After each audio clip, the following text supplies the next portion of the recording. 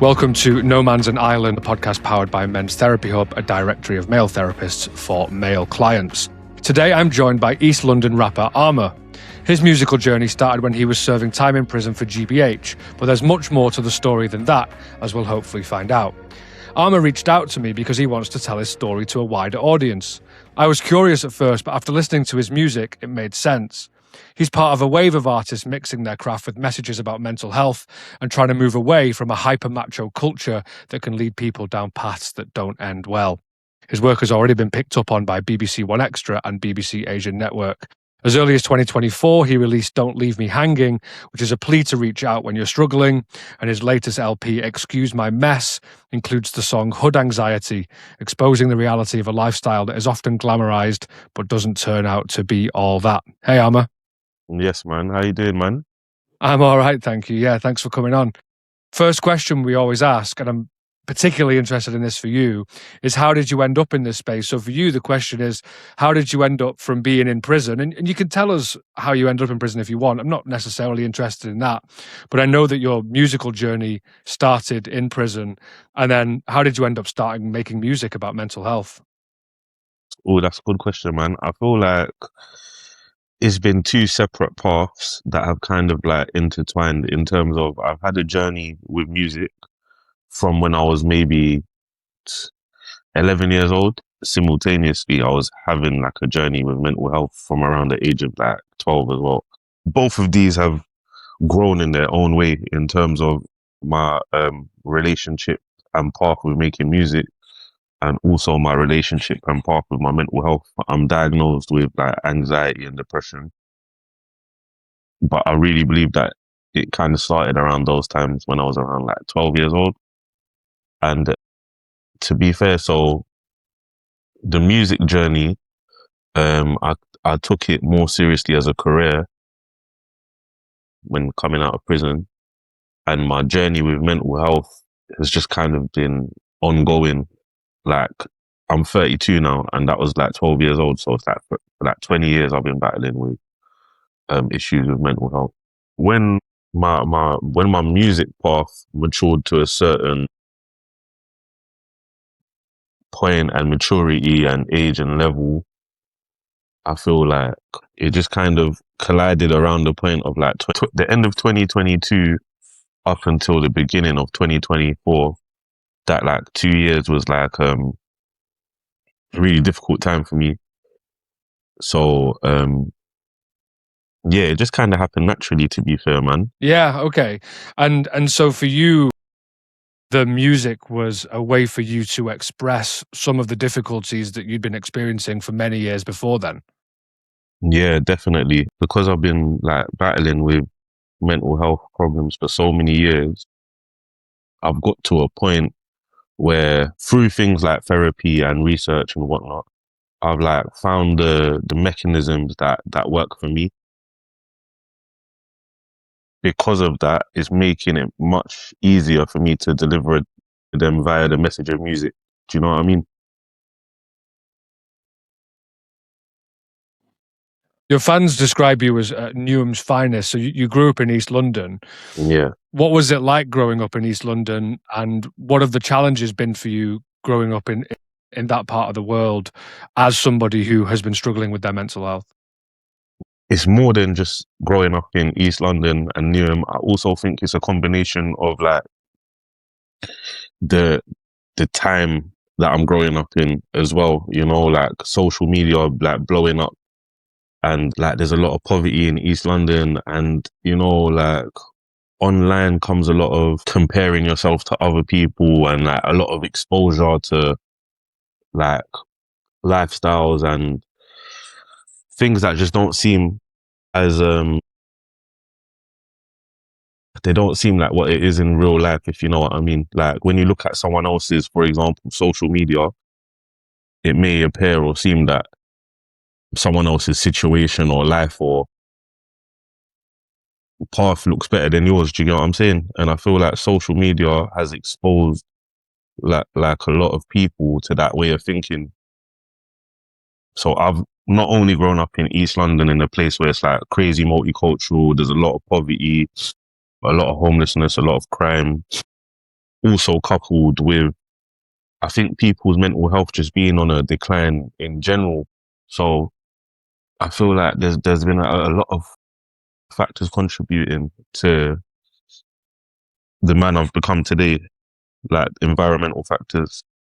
So yeah, it's been a time. Can you tell us a little bit about that? Can you tell us a little bit about that background and about your history? Like, what was it like for you growing up? What was your family situation like? I was first growing up with my parents and my older sister. So there was four of us in the home at the time. And then my parents got divorced, and I wasn't sure, like, till this day, I can't remember exactly when that was.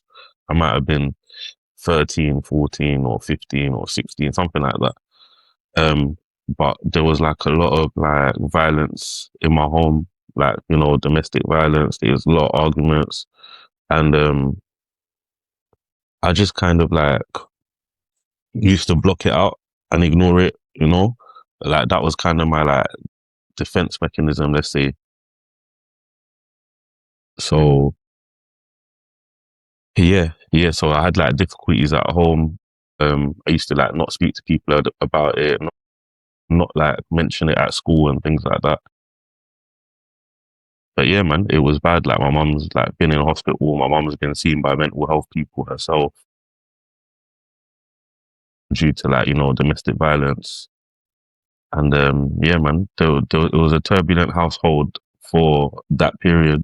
How much was that kind of like normalized by you and maybe by people around you? You say there you don't talk about it. This is a podcast about men's mental health, so we know that it's hard for men to talk about things, but particularly when they are normalized around us. Like how much was that normalized around you?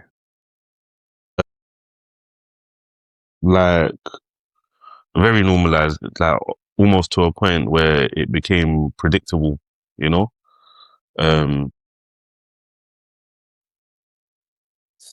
As a child, I was expecting moments like that to happen every few months or so, During the time that my parents were going through a lot, in that time, I was kind of just doing my own thing in terms of like, I was like 13, 14 years old, and I was like having sex. I was going to parties where I shouldn't have been at. I was coming home at times I shouldn't have been home. Um, I was being around people that I shouldn't have been around. So when I was 14, I actually got my child's mother pregnant, and I ended up having a child when I was in school at 15. Because I was going through such a turbulent time with so much happening, someone that cared about me reached out and brought me to a church. And at that time, I don't know, I just like, because I was into music and the church was like pretty creative, it had like artists, actors. They used to do like a lot of creative stuff. I got drawn into like going to church, which also led me into like reading the Bible and all these things. And that lasted for about 4 years. And I feel like when I look back at it now, that was happening around the time where there was like a lot of domestic violence in my house. My parents were getting divorced. It almost seemed like a bit of an escape, because the kind of church that it was keeping people so busy, like events every day. There's like a big sense of community, stuff like that. So I was in church from 14 to 18. How come you stopped? as as I was turning like 18, and I think, when you're just kind of like turning from a child to an adult, it's like I don't know, like a lot of things just weren't connecting with me as they used to. Yeah, quite a few reasons, man. Like I was like questioning my beliefs. I was like open-minded about other religions. I was realizing how narrow-minded I was becoming. Just wasn't for me anymore. Because I was going to church for 4 years so heavily, that became my whole social blanket, like if we can call it that. Like all my friends were church related. Any friends that I had that were like, even family, like people that were like not going to church or not agreeing with my involvement with church so much, I found myself distancing from them. So by the time I came out and stopped going to church, it was like starting again in terms of friends, like social life, hobbies, all this kind of stuff. Basically what ended up happening is I ended up like hanging out with my old school friends.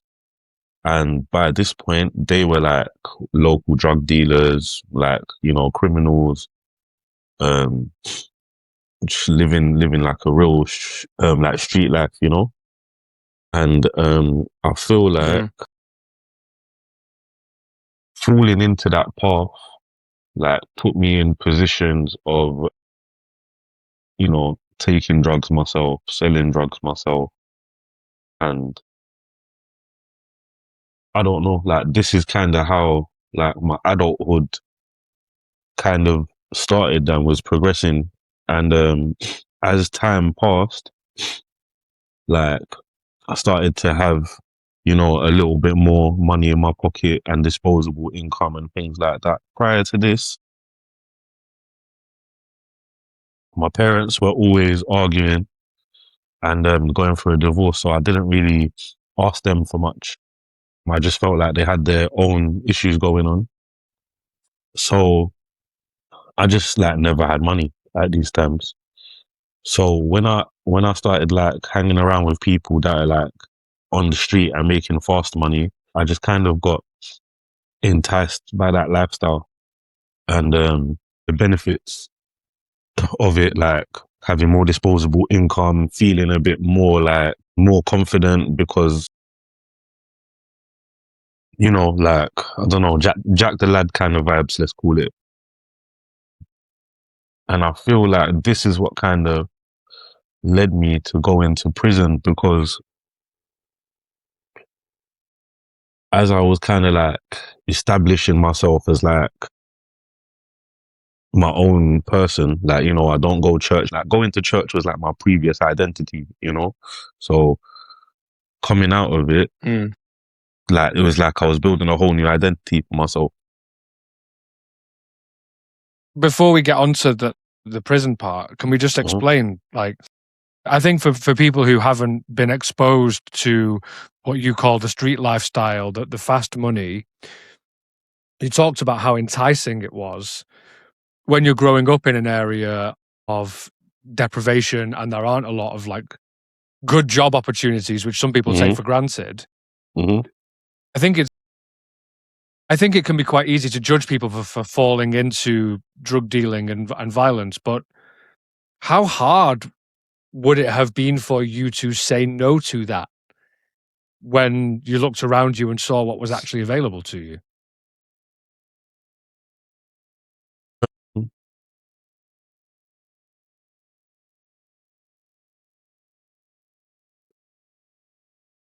It wasn't impossible.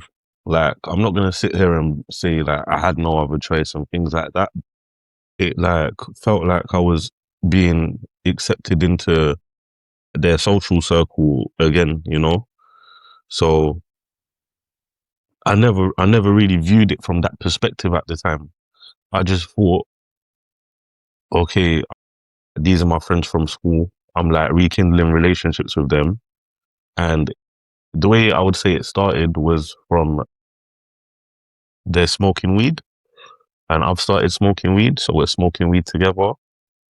And then before it turned into anything to do with like crime or street life or earning any money illegally, it was purely just chilling out and smoking weed with friends.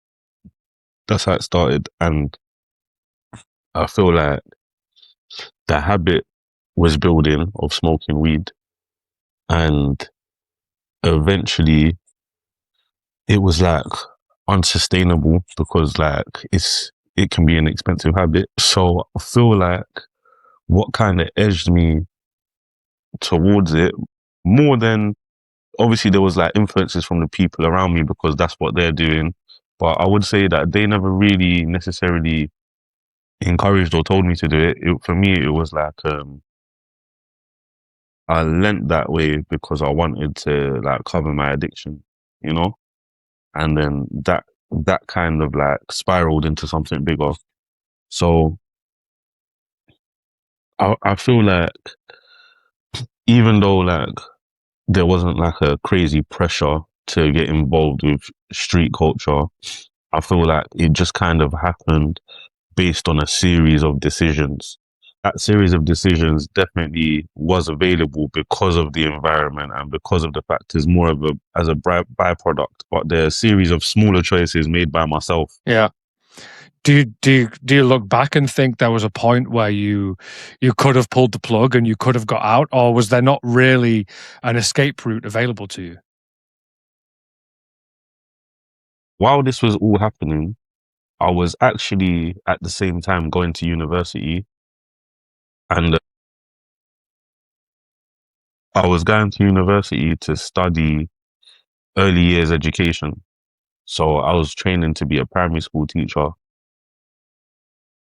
The reason why I got into that is because before I made the decision like to stop going to church and stuff, I was trying to fight that decision internally because it had been my whole identity for the last few years.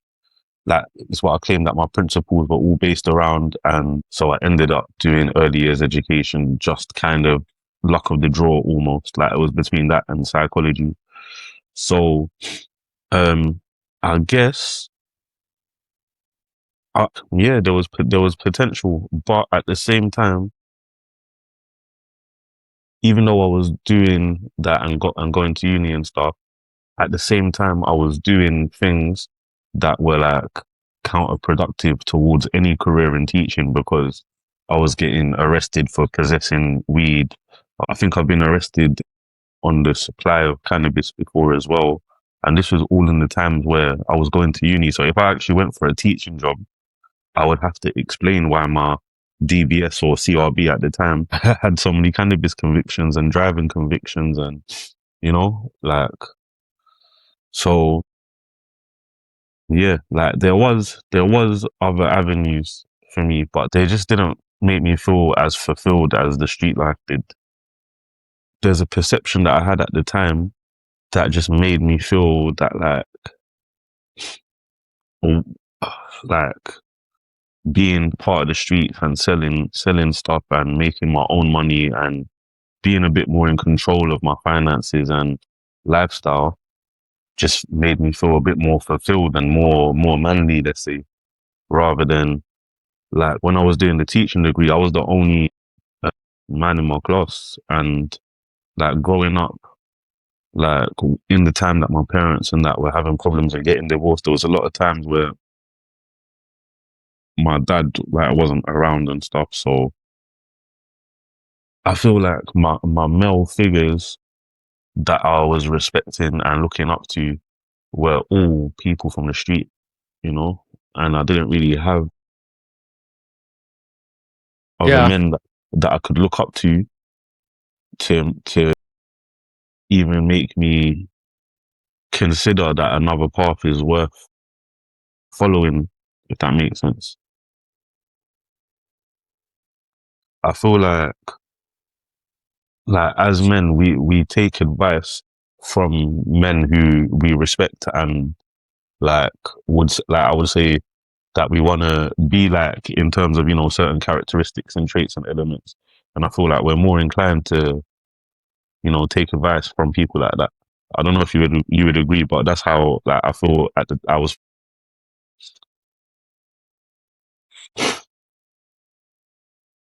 Yeah, and that's what I was going to suggest. Was it's almost a cliche. It's like a stereotype of young lads who fall into what is considered gang culture. I don't know if you would describe it that way. Is often there is this undercurrent of like fatherlessness, and there are these men, like you say, who are enticing them in with at least the perception of a glamorous lifestyle and easy money.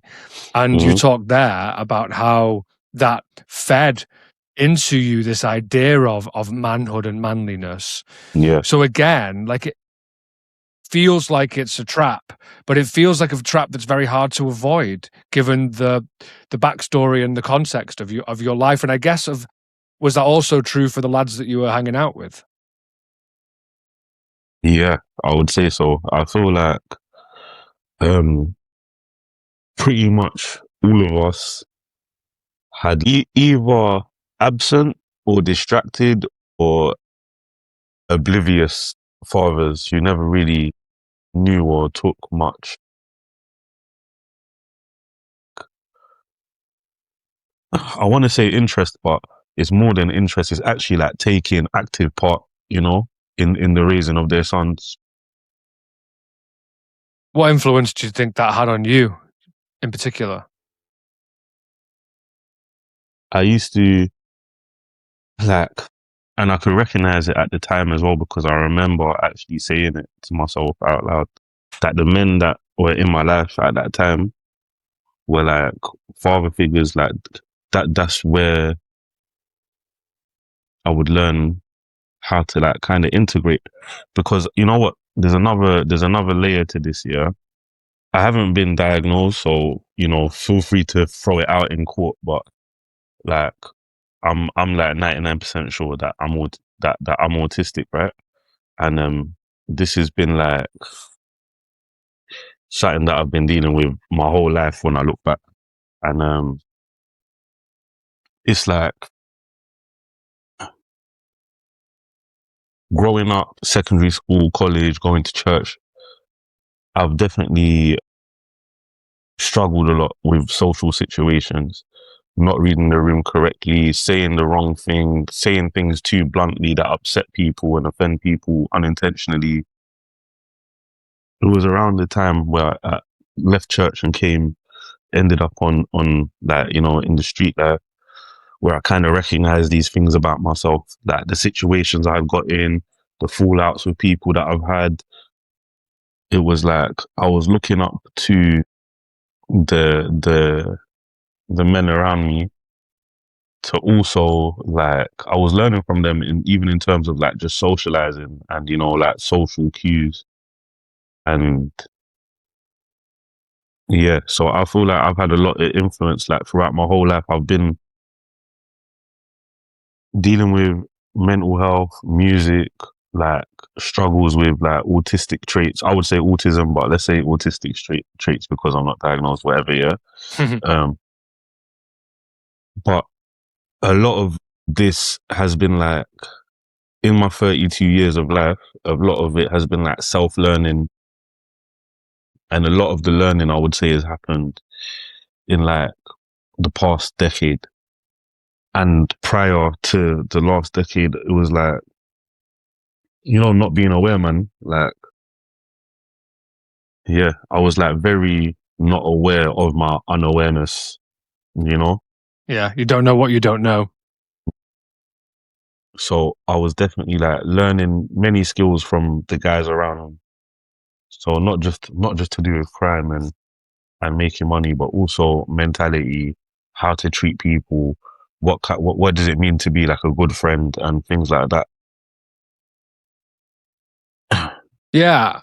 And I think people can assume easily that the sort of lifestyle that you're talking about is only creating negativity, right? And we talk about this in like sports teams and like locker room, and people think that it's inherently negative. But what you're saying is, and correct me if I'm wrong here, it sounds like what you're saying is you also learned how to be like a good friend, like you said, like camaraderie, looking after each other. Like it wasn't all bad. No, it wasn't all bad at all. And like, it didn't feel bad at the time. The only things that made me realize, shit, this is a bad thing, is when like I see police or I'm hiding weed from my mum and things like that. Do you know what I'm saying? Like, but away from like being caught with drugs or my mum finding out that I'm up to no good, in myself, it was all normalized. I didn't feel like I was doing anything inherently wrong, because the friends that I was around were like away from like the criminal activities that my friends were involved in, and which I got myself involved in. We still prided ourselves on being pretty moral and like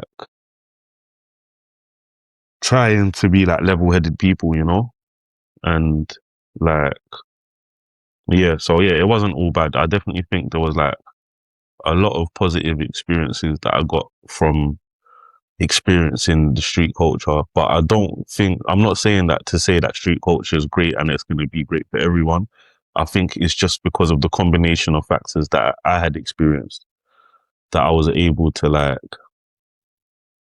take and understand the good out of my situation, even though it wasn't the best, or in hindsight could have been better, or other people might look at it like it's uh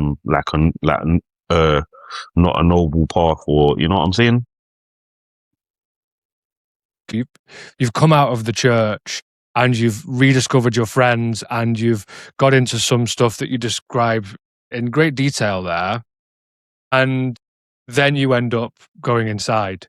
And Mm-hmm. I know that previously, as I said before, you have said that this was out of character, and yet it still happened. So like, tell us as much as you want to tell us about that, but also what happened next. I started drinking heavily because that's what we would kind of do. Like we would like deal drugs during the day, and in the night we would meet up and get a bottle of spirit and drink it until it's like 4 a.m. or whatever, and then we would go home. And like I started drinking pretty heavily, so it was just a combination of you know um building a new identity, having more disposable income in my pocket, drinking much more. I went out on a night out for my friend's birthday, but also a celebration for myself because I had just graduated.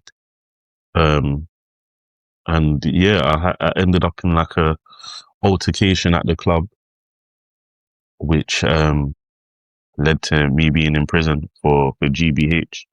There was a guy that I felt was like being like a bully inside the club, like a proper tall guy. He was like 6'7". He was like athletic, and he was like barging people. He was like making remarks to people, and basically he barged into me in the club, and I had already seen him doing this with other people. So I don't know if it was intentional from his end or he was just like drunk and unaware, and I'm not sure. But basically, when he bumped into me, I had a word with him about it, and that word never really went too well. And then it led later on in the night to me attacking him with a bottle, and ended up breaking his eye socket and knocking a few of his teeth out, which led to me going to prison. How do you look back on that incident now? And that, like, I don't know, was you say it's out of character, so you hadn't had like a violent outburst like that much before? You know what? I feel that prior to that moment, I've never really been much of a like confrontational person. I've always been someone that's like tried to be a bit of a peacemaker and peacekeeper, and someone that like might mediate between friends and things like that. I'm not really into conflict and whatnot. But at the same time, in saying that, I don't really like bullies and stuff like that. So I feel like I've done something out of character that day, because my first thought isn't like really ever attack. It's usually to diffuse. And I feel like that day I stood up to the bully in my own way and attacked regardless of any consequences or what it might lead to after. And I feel like there was a lot of factors to it. I feel like the alcohol played a part. The guy was definitely like very disrespectful, and I was also like, my ego was high as well, because I'm like 2-3 years into drug dealing now, and I'm seeing a bit more success from it. So I've got money in my pocket. I'm feeling like the man. I'm feeling myself, you know.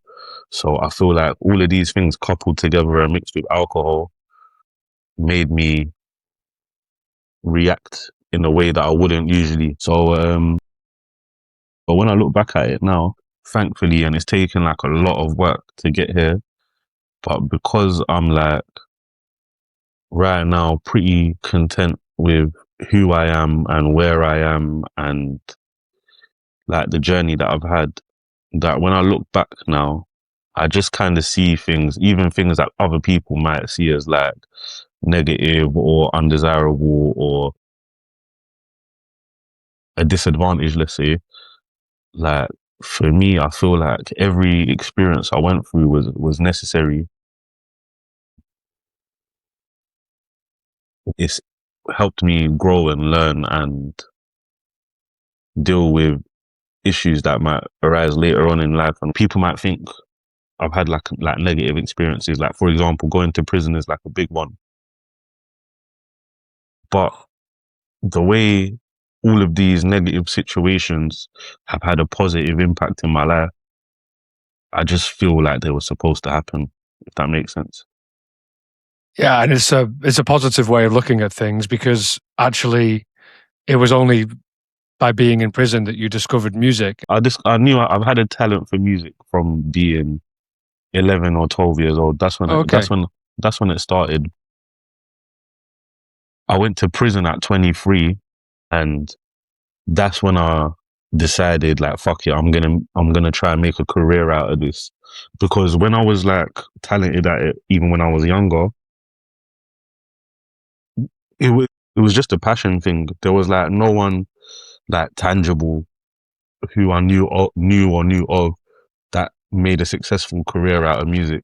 But by the time I reached 23, it was like much more common for people coming from like places that I come from and living lifestyles that I live, being successful in music. So the I didn't wanna so when I was on the streets between like 18 and 23, I didn't want to do music, even though I knew I was like talented and good at it. I didn't want to do it because of the criminal activity that I was involved in.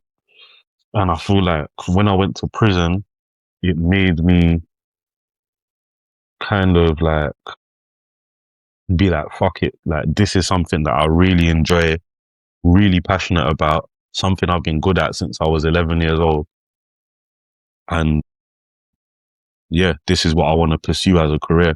And I'm happy, and I don't mind talking about the things that I've been doing, like in street and drug culture, because if it's successful, I won't need to do those things anymore, you know? Yeah. So, And that's something that has been, hip hop, grime, I know drill now as well, are all yeah, genres where people talk about the lifestyle that they've lived. You are talking about it in a slightly different way, which we'll come on to. But I would love to hear about, you used your smarts when you were in prison so that you could spend more time in the music space yeah. than normal. Tell us about hmm that. Every prison has like a routine, right?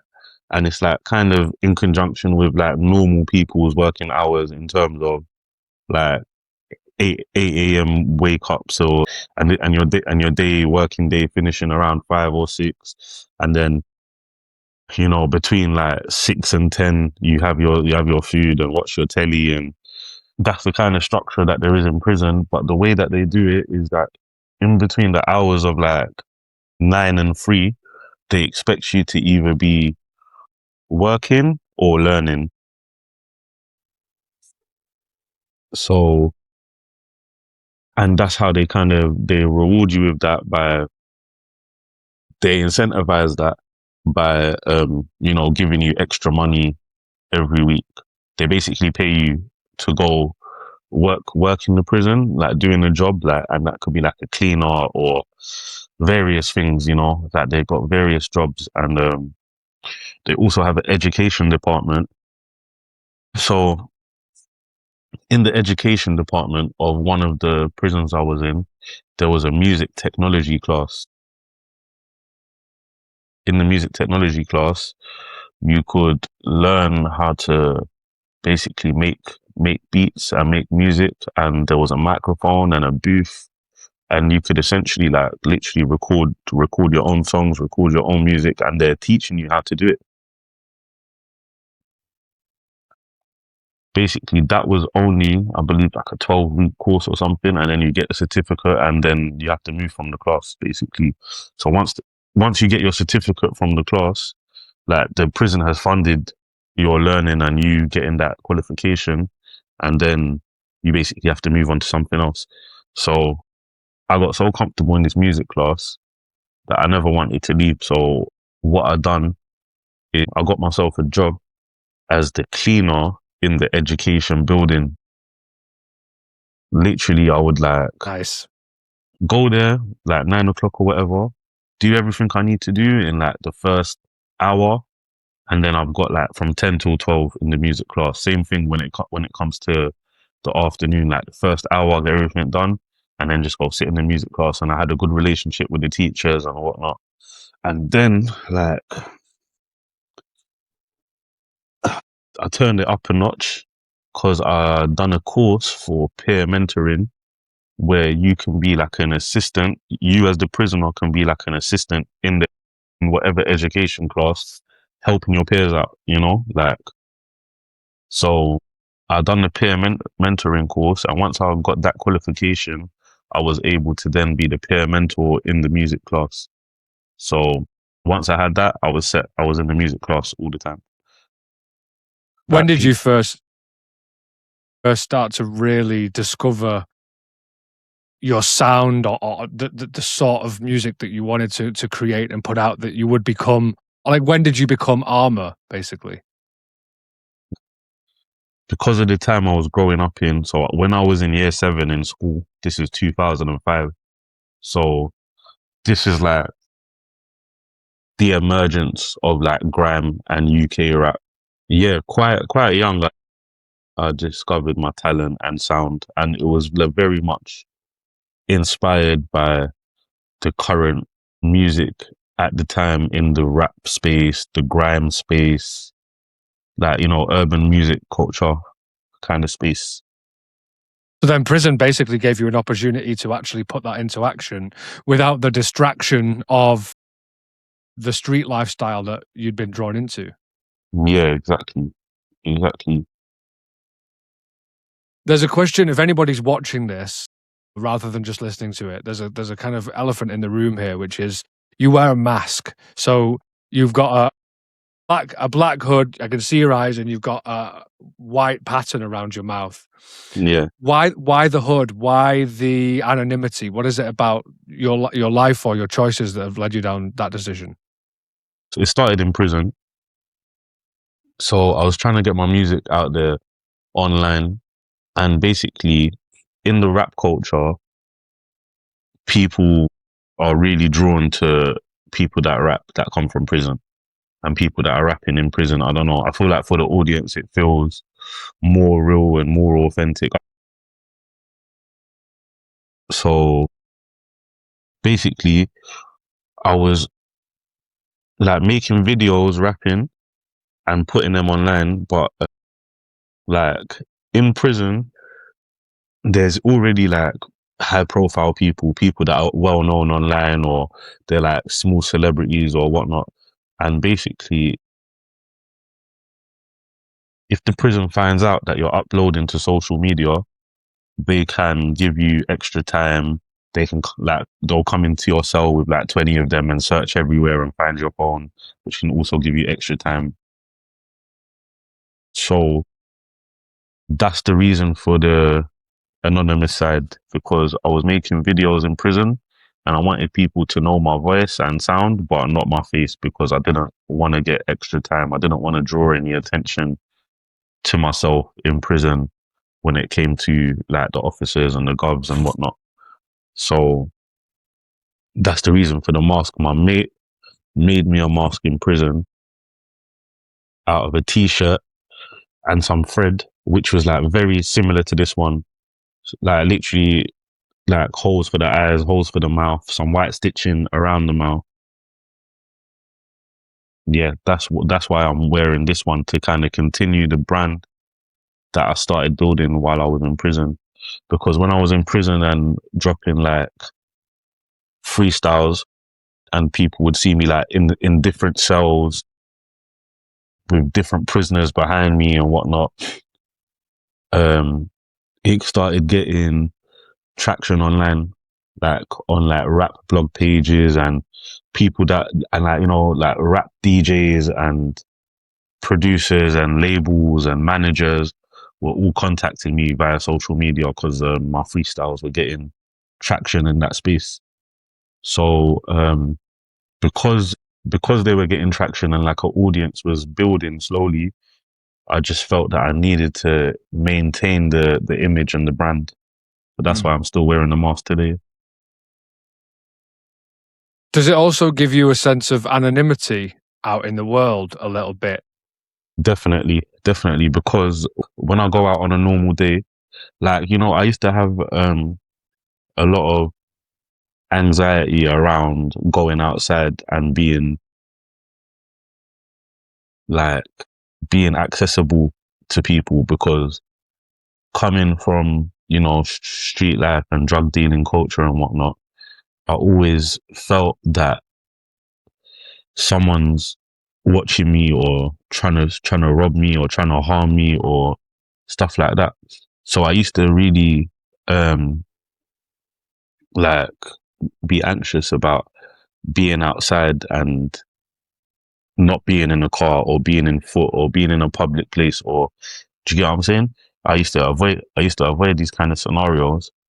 It's only like more recently where I've like feel like I've been improving with my mental health and facing my anxieties and whatnot, that I've kind of concluded, not, wait, hold on, I don't really have problems with people. You know, I can walk around, if as long as I just mind my business and whatnot. Like, you know, I'm unnoticed sometimes because, you know, I'm 32 now. I started doing all these things at 18 and I went to prison at 23. So yeah, basically I'm more safe than I thought I was outside, if that makes sense. Yeah. So basically now I've started to really enjoy going on walks, which it wasn't my hobby before. I was known as a person that like is so lazy, doesn't get out of the car. If we pull up to a shop and I'm driving, my mate already knows that I'm too lazy to get out. He's gonna have to go in and whatnot. You know what I'm saying? Okay. So I built this reputation for myself of being like that kind of lazy person that does things slow and whatnot. So now, because like I'm building a profile online with my music, and long story short, I go out without my mask and it's peaceful. I go on nice walks. I enjoy getting about. And when I've got my mask on outside, which I do sometimes because filming content or, you know, doing like a music video or, you know what I'm saying, or going to an event, there's often times where I'm wearing my mask outside and like people that recognize me approach me, and it's always positive when people approach me. But I can imagine that if I wasn't wearing my mask and people recognize me and it could just happen anytime, it would be like pretty frustrating, you know? Yeah, there's a Irish artist called Blind Boy Okay, yeah. who wears a plastic bag on his face, and he's been diagnosed with autism, and he says that what it means is that he doesn't have to deal with people coming up to him constantly just having small talk with him, which is awful. Yeah. And he knows that when he is Blind Boy, that will happen, but otherwise he isn't. I actually don't know his real name, and I don't know yours, and that's not important.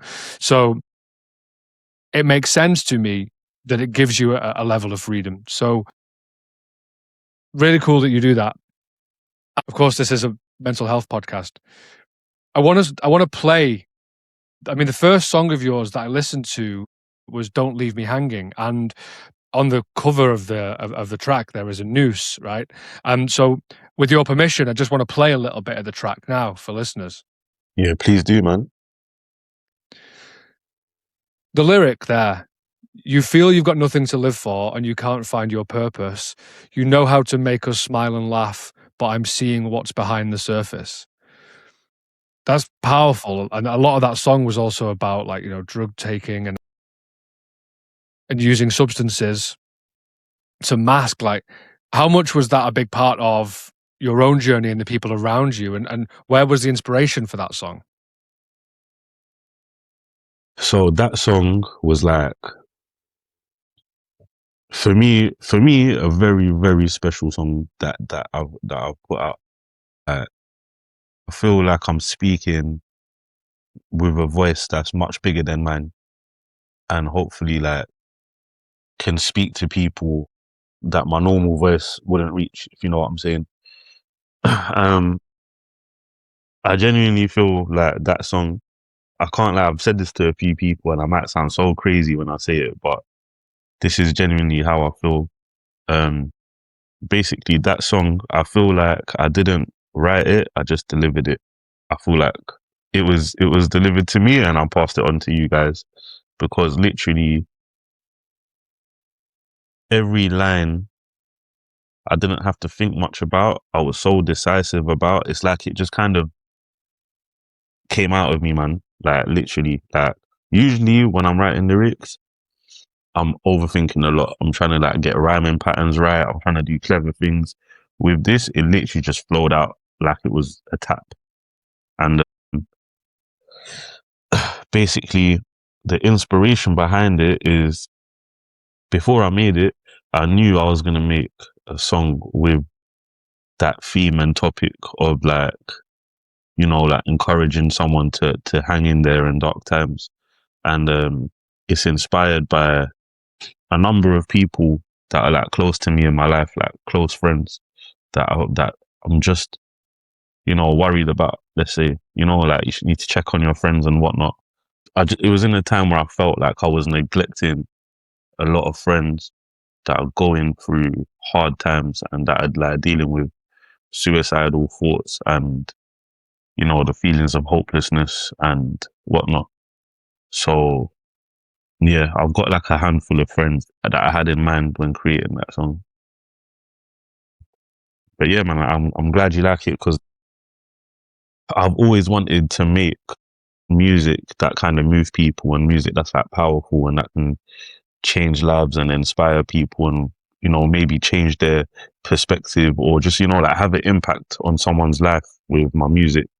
And I feel like Don't Leave Me Hanging might be the actual first song that I made that I feel like could have that impact. So I'm really glad that was the first one you checked out, and I'm glad you liked it, man. And I wonder, because I know this is true for many artists. I'm not an artist, so I can't speak from personal experience, but sometimes it's easier to say what you want to say through your art than it is through day-to-day conversation. So was it easier for you to speak to those guys through the music rather than actually going to them face to face? Yeah, because I'm really, and I'm blaming it on the autism again, but I'm really, really bad at, like, showing empathy, being comforting. Like, it's something that I've acknowledged and that I'm working on, because it upsets people that are close to me. But yeah, I find it really hard to have big conversations with people at the drop of a hat. And I definitely feel like I've been a person where it's easier to have, like, deep and meaningful conversations with people that I care about after I've had a drink, or after I've, like, taken a pill, or, done some other drug or whatever. And this became like a pattern. So yeah, it is easier to share in music sometimes. How does the industry respond to you? Because these aren't the traditional themes of your genre of music. Do you know what it is? Yeah, the industry recognizes me, and respects me, but we're living in a time where, and it's not just for artists, it's for a lot of um, businesses and creators and anyone that's providing a product or a service. There's so many niches these days, and there's so many people with different interests. There's different algorithms. If I go on your YouTube and you go on mine, you're gonna see, you might see completely different stuff, you know. And it's like, because there's so many different tribes and pockets of people that have like different interests and whatnot, there's like much less big superstars or big things. These, back when the telly only had 5 channels, like certain shows would be so big because the whole country is watching it, or like maybe the whole world or whatever, you know what I mean? But Yeah, now, it was like a monoculture. yeah, you know what I'm saying? And now, because we've been dispersed into so many different interests, there's much more like highly concentrated tribes. So they might have less people, but they have the people that are really into that thing, whether it's, I don't know, tennis or anime, or, do you know what I mean? Yeah. And so I'm on a journey of finding and building my tribe that understand my perspective, or are entertained by it, you know? So like, my whole thing with the industry these days is that they have to respect me because of the work ethic and the work that I put in. But more so than the industry, I'm more interested in building my tribe, because that's what the industry has become. The industry favors people who have a tribe. And that's what it's turned into these days. I know a lot of the music in hip hop and grime has been glamorizing the lifestyle. Your latest track that came out was Hood Anxiety, which I only listened to yesterday. And in essence, what's that's doing is like shining a mirror back, Yeah. and saying perhaps it's not as glamorous as you think it is. Yeah, So, no, definitely. do you mind if we have a little listen to that as well? No, 100%, man. Let's do it. All right. Tell us about the inspiration for that, and why you wanted to shine that light back on the lifestyle that you came from. In 2023, and a bit of before it and a bit of after it, like, I was going through real turbulent times that was affecting my mental health a lot. I would say it's like, that's the time of my biggest struggle with mental health, I would say. And that was due to my closest business partner that I'd always done like everything with. He was in prison, and he has 5 kids. So I was giving a lot of energy into supporting his family. And also, one of my close friends, who actually, when I first started drug dealing and when I came out of church, was one of the friends that I was like closely around. He was like, he got addicted to some drugs, and he was quite bad off the drugs. And one day he was off his face, and he tried to harm and steal things from me. So that one like really shook me as well. And as I said, I had my daughter when I was 15. Been like not in her life from, I was seeing her for the first 3 years of her life, and then her mum like put a block to me seeing her. So I was having a journey of trying to rekindle my connection with my daughter. My daughter's 16 now. So when my daughter was 13, I believe, is when I came out of prison, and my probation officer was helping me go through family court to reconnect with my daughter. So while I was in the family court, I found out information about my daughter that really like sent me down a crazy spiral as well. Like I found out that she'd been self-harming. So when I found that out, mate, it was crazy. Like the feelings of like guilt and shame and just like, feeling responsible, like really took over my mind. So finding out that my daughter was self-harming, one of my closest people I was really close with trying to harm and steal things from me, my partner being in prison, and also in that time, like after hearing the news about my daughter, I just completely went off the rails. Like that, yeah, I tried the most drugs I've ever tried. Um, To try and I mask the pain. like to try just escape my mind because my mental health was on the floor at that time. So I was like getting myself into like very, very toxic relationships, like being around people that I knew were like just not good for me and didn't match the path that I'm trying to go down. Just out of like comfort and, feeling lost, I just found myself like, with the wrong people. Yeah. So, basically, when I made the track Hood Anxiety, it's like, I feel like I had been damaged from all these experiences. And Hood Anxiety basically is like a encapsulation of the perspective that I kind of built after going through all of that. Because the first line of both verses of Hood Anxiety is "What's this life about?" And I literally went through all the topics that I could think of that, like, what people place value on, where people find their purpose.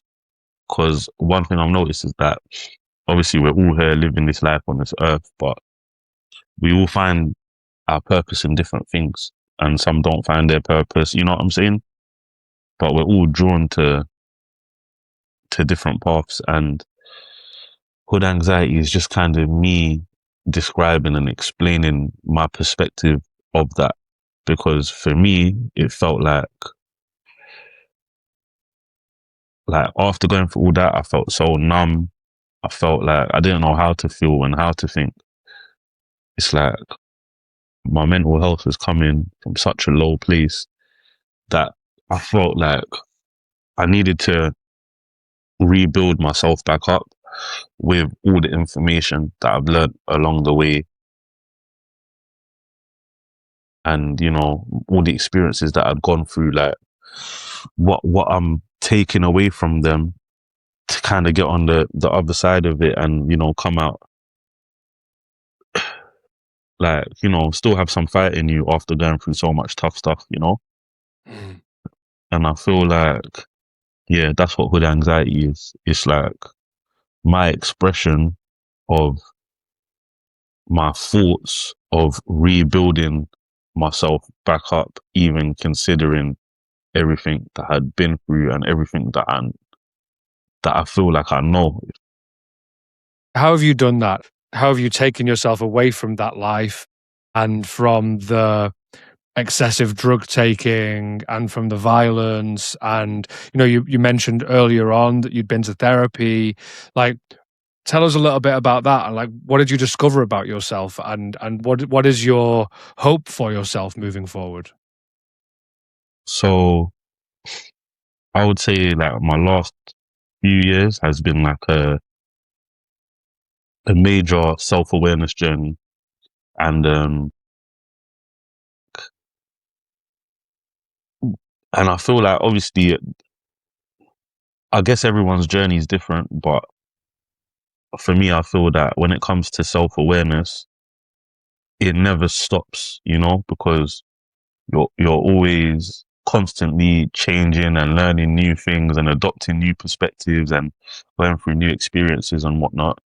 So I feel like the self-awareness journey doesn't end, but I just feel like mine started way later than the average person, I feel like. So for me, I feel like I'm at a place where I understand who I am, where I am, my principles, where I want to go to, which took ages. I'm 32 now, and I feel like I'm only getting glimpses of understanding myself now, and it's helping me make make more meaningful decisions that sit well with me. Like I'm very much a person, and this is because of my journey with mental health. I'm very, very much become a person that I'm very firm about only doing things that sit right with me, you know? And I feel like they're contributing to me and myself like positively rather than being something that's detrimental. And so like for me, I've realized things that are important to me is that I want my music to like reach people and have an impact on people, and I want my tribe to find me. When it comes to friends and family, just building my meaningful relationships, like building a strong relationship with my daughter is like means one of like the biggest things to me. So I feel like being a legend in the UK rap music space, being a proper father to my daughter and building a relationship that we've missed out on so much. Like I haven't parented my daughter for basically her whole life. Me rebuilding that, building that connection, me not parenting my daughter for such a big chunk of her life makes me feel so shit. It makes me feel like I haven't fulfilled one of my purposes and duties. So yeah, being a father to my daughter, being a legend in music, keeping my mind balanced and sharp and not trying my best to not go down rabbit holes of negative mental health. Like I've been down so many rabbit holes now of negative mental health that I kind of know now what to avoid and what is good for my mental health and what's bad for my mental health. And what is that? So What do you see as the changes in terms of keeping yourself sharp, as you say, and avoiding those rabbit holes now? cool. So I would say some very like practical and easy things is like simply sleeping at good times, getting enough sleep, drinking a lot of water, having a good diet, looking after your body. I feel like just those things alone give you a decent base level when it comes to mental health. You know what I'm saying? If you're a person that's got negative mental health and you suffer with depression or anxiety or like anything that makes it tough to do stuff, like if you can manage to do those things, and you know what, like I'm saying it like those things are easy. Those things are not easy. Like No, maintain, they're you really know what I'm not. saying? They're so not easy. So I'm not here trying to say they're easy, but I'm saying they're a good go to if you don't know where to start. I feel like when it comes to mental health as well, for me, like one thing that is like a big problem for me, even in everything I'm trying to achieve and whatnot, when I'm feeling down, which still happens because I think the ups and downs, they never really go away, but you might get better at managing the ups and downs, right? And I feel like when I'm down, which definitely happens often, one thing that I do to manage it is that I feel like momentum. Momentum is a word that I'm using a lot these days when I think about my mental health, because when my mental health is low, my productivity is low, my motivation is low. Sometimes it's hard to get out of bed. Sometimes it takes me like 2 hours to do a task that should take 2 minutes. Like procrastination's high. I feel like when I'm in a place where I'm in a bit of a rut, like a low momentum helps me a lot. And this is something that I've learned through therapy. My therapist actually pointed it out to me quite recently, because I still receive therapy once a week. Just a reminder that you're not competing, with the rest of the world, and that your journey is your journey. I feel like, when you lose the momentum in terms of doing like positive things for yourself and being kind to yourself, one thing that helps me is just wind it back down to just even try and accomplish one thing a day for yourself. Yeah, and I love all of that. And I want to commend you so much, because what you talked about at the start was leaving that church life, going into the street life, and being drawn in literally by the opposite of what you're talking about now, of this comparison culture. Look at what all Yeah. these people around me have, and I don't have it. And actually, I can have it if I go against what you weren't really fully aware of at the time your principles were, but now you realize were against your principles, wasn't really who you wanted to be, but it was quick money, quick lifestyle. And now what you're saying is, and I love this, it's strangely a theme that's come up on this podcast so many times already. It's redefining what success looks like. And success for you on one day is, have I got up and had a shower? Yeah. Okay, cool. Well, that's my success for that day. Yeah, literally. I really like what you're doing. I'm really happy that you came on. I'm going to ask a slightly different question to you than I ask others at the end of the podcast, because I would love to know if you could go back and speak to yourself when you were about 18, and if you had the ear of a load of young lads who are considering entering into the lifestyle that you did and are struggling, what would you say to them? And what would you have said to yourself back then if you could? What message do you want to send to young men right now who are struggling to find their purpose?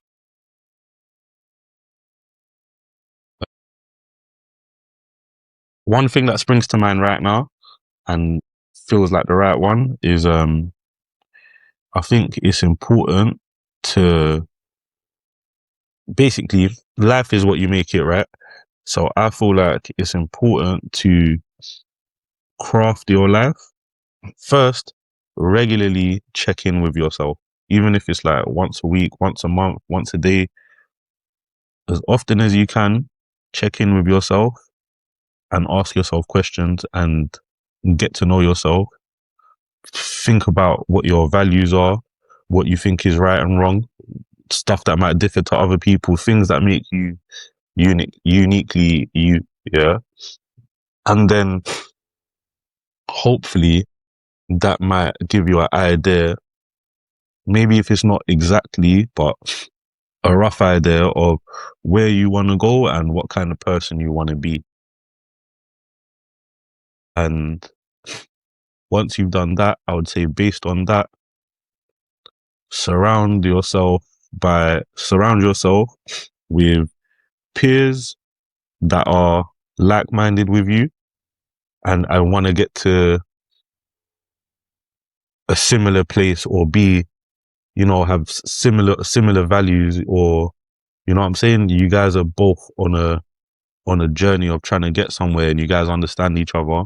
Like, try to have as many friends around you like that, based on, not just because you guys went to school together, not because, like, what other stupid reasons your mate is your mate. Actually be intentional about the people that you have around you. Craft your life to be surrounded by people that's, trying to get to where you're going. And basically within that realm, within saying that, try have peers that are on the same level as you, that you're like-minded with. Try have people around you that you look up to, and they're like I don't know whether you want to call it a father or big brother figure, or just someone that you, model. a role model, a role model. Have role models, and also try surround yourself with people that you can be their role model as well. And I feel like having these three things, like people that are your role models, people that's your peers, and people that see you as a role model, can often help you stay on the right path of where you're trying to get to. Because one thing I've realized for myself is that when you go with the flow and you go without intention, you might end up somewhere where you never thought you would end up. And you might not be happy with it. So try be intentional. Nice. Yeah. Great message to end on. And just as we always do to end, if people want to find you, where do they go? Where do you recommend they go? What should they listen to? So my socials is armor.uk. That's ARMOR.uk. And that's on Instagram, TikTok, YouTube is Armor UK, X is Armor_UK. And go listen to the latest tape called Excuse My Mess, which is like a picture of my mental health journey over the last 2 years and how I'm recovering from it. Yeah. And I can highly recommend going listening to it. Even if it's outside your usual listening style, I think you'll enjoy it. So thank you for coming on, Armor. Really appreciate it. Thank you for reaching out to me. Appreciate you for having me, man. Yeah, no, of course, man. Keep doing the work. Keep pushing the message. Really respect what Thank you're you, doing. brother. So speak to you soon. Appreciate you, brother, man. Good speaking to you. Thanks for listening to No Man's an Island. If you enjoyed this, please share, like, and subscribe so more people can join in the conversation. This podcast is powered by Men's Therapy Hub, where you'll find more resources, support, and a directory of male therapists for male clients. Don't forget to follow our Instagram and TikTok at Men's Therapy Hub. The music is by the Swedish artist Reindeer, spelled Raindear. Thanks for joining us. See you next time.